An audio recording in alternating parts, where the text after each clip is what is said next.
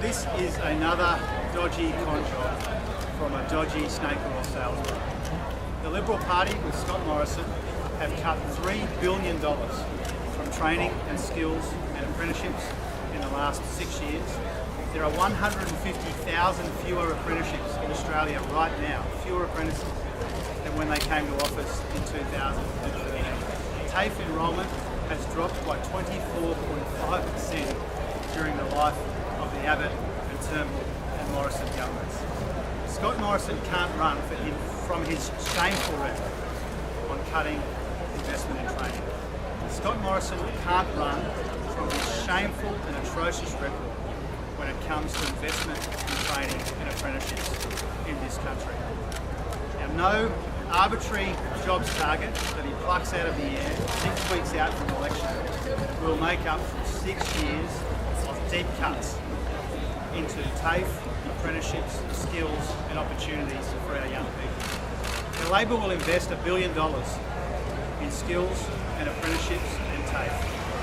We will create 100,000 free fee places. We will create 150,000 apprentice incentives in areas where there's a skill shortage. And we'll make sure that every big government project, every 10th worker is an Australian apprentice. And that's because we do understand that this election is about choices. And Bill Shorten has just run through the choices and the things which are at stake in this election. This election is a choice between better hospitals and schools and TAFEs and bigger tax breaks for the top end of town. Now, Matthias Cormann was on TV this morning, all at sea. His inability to admit that his tax policy, the Liberal tax policy, will hand tens of billions of dollars to the wealthiest Australians at the expense of hospitals and schools and TAFEs in Middle Australia. Matthias Cormann and the Liberal Party have to come clean and admit they need to fess up. Their tax plan is designed to take money out of hospitals and schools and TAFEs and to give it to the wealthiest Australians in this country. The Australia Institute says that $77 billion of the government's tax plan will go to those in the top tax bracket. And that is a shameful indictment on the warped and misguided priorities of this Liberal government, and just how out of touch they are. That they want to take money out of our hospitals and schools and TAFEs and give it to those who need it most. Now, this election is about choices. Labor chooses to invest $2.8 billion to restore Scott Morrison's cuts to hospitals. We choose to invest $2.3 billion, a game-changing investment in cancer care and treatment in this country. We choose to invest $40 million into getting the workforce that the NDIS needs and deserves if they are to properly care for Australians with a disability. And the contrast couldn't be clearer. There are too many Australians waiting, Australians with a disability waiting for the care that they were promised. And that's because we have a Liberal government which celebrates that fact that while people wait, they can prop up their budget with $1.6 billion of savings out of the NDIS. This is a government where a senior minister slurs Australians with a disability and says that they use their disability as an excuse. Now, Peter Dutton's half-hearted apology yesterday is too little and too late. And Scott Morrison is yet to apologise for backing Peter Dutton's shameful comments about Australians with a disability. When Scott Morrison backed in Peter Dutton's shameful comments, it showed that Scott Morrison had failed the leadership test, the character test and a values test. And he needs to front the cameras, Scott Morrison and Peter Dutton, and give a genuine apology, not just to Ali France, as important as that is, but to the millions of Australians who would never use their disability as an excuse for anything.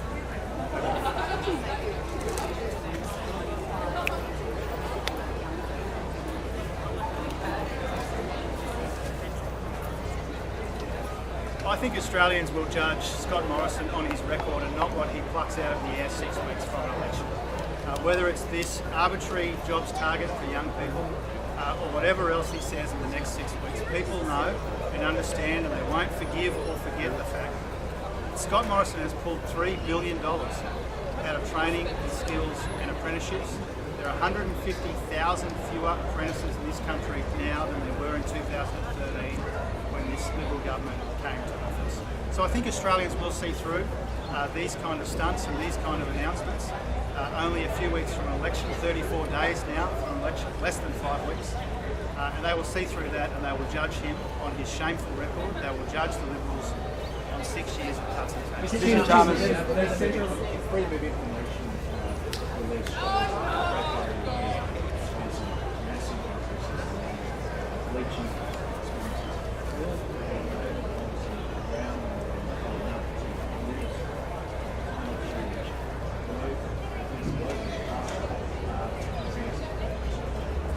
We're confident that the climate change policy that Bill Shorten and Mark Butler announced a couple of weeks ago now will start to turn around the shameful increase in emissions that we've seen under this government for a whole range of reasons, but including to make sure that we can look after what is one of Australia's greatest assets, the Great Barrier Reef. Remember, the Liberal Party, their policy on the Great Barrier Reef was to funnel $500 million towards their mates in the Great Barrier Reef Fund, money that wasn't asked for and that was advised against by the department.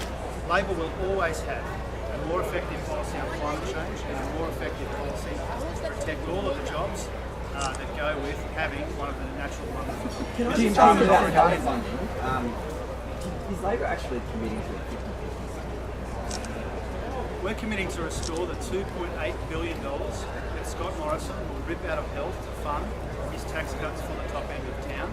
That $2.8 billion does represent the difference between the 50% funding that Labor had agreed and the 45% funding that the Liberals have cut it back to. We think that that will make a big difference for the provision of health services in our hospitals, whether it be more doctors and nurses and beds, more capital upgrades, particularly for our stretched emergency departments. So that's our commitment. There's no set cut where the states spend more. The commitment that we're making is for a $2.8 billion injection to restore Scott Morrison's cuts to our hospitals. Mr. Chalmers, regarding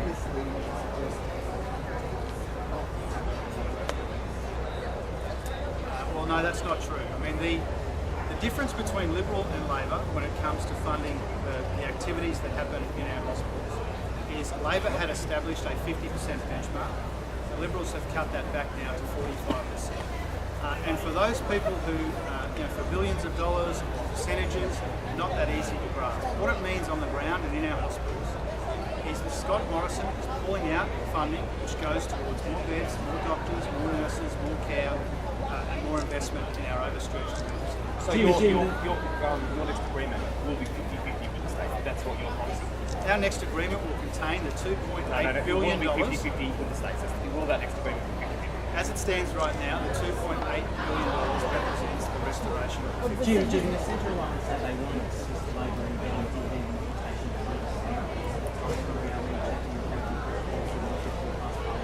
There's a couple of hypotheticals there. We don't know the makeup of the new Senate.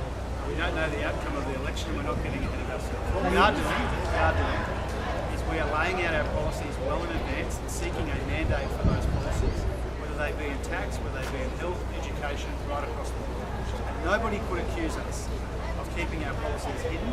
None of what Tony Abbott did, which is to promise one thing before the election and another thing afterwards. We've been very clear.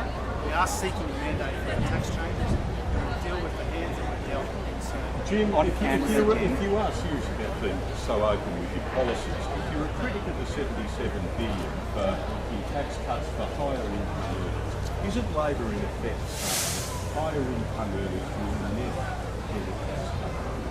That's the need. You can draw your own conclusions. No, Jim, I'm but what asking we're you to saying- draw yours. Let me finish. What we are saying is that when we've got a budget where debt has doubled under the life of this Liberal government, when we've got all of the need in our hospitals and schools, we make different choices to our Liberal opponents and our national opponents. And what we've said for some time now is that the country can't afford to give tens of billions of dollars in tax breaks to millionaires or multinationals. The country can't afford that, and it wouldn't be fair in any case. We've got different priorities, and our highest priority is to invest in schools, in hospitals and TAFEs, and to give tax relief to people who are more likely to spend it in our floundering economy, people who need it more to provide for their loved ones. One more question. Labor has seized Prime Minister's